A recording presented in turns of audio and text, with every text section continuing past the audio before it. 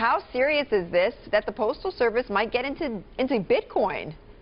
I know, Betty, it sounds really strange, doesn't it? You don't think of the Postal Service and Bitcoin or virtual currency in the same sentence. But this is something that they're really looking at. So they had an online forum on this last week. The researchers, this is at the Inspector General's office now, the researchers there are going to be working on a white paper. They're going to start that in the next few months. And all of this is really part of their push to get more involved in financial services. So you may not realize it, but the Postal Service already is involved with things like money orders, money transfers, prepaid debit cards, things like that.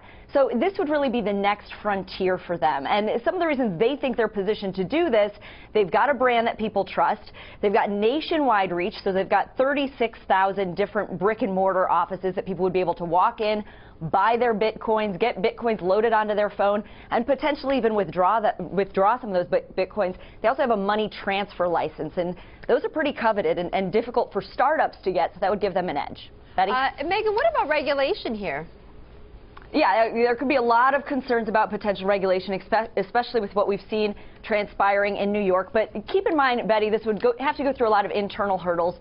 So we're talking about a few years out. They're hoping, the researchers are hoping, that at that point there will be harmonization, that there will be federal regulations on the books, not a patchwork of different state laws. And of course, that's going to be important for the future of Bitcoin as well, how that plays out. And Megan, look, the Postal Service is running into its own financial problems. So how much money could they make from doing this?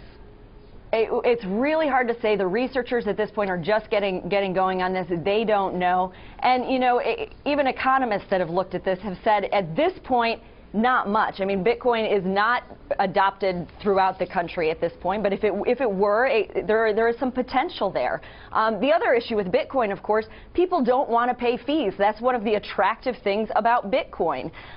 So the researchers are going to have to look into whether people will pay for an extra service that the Postal Service would be providing.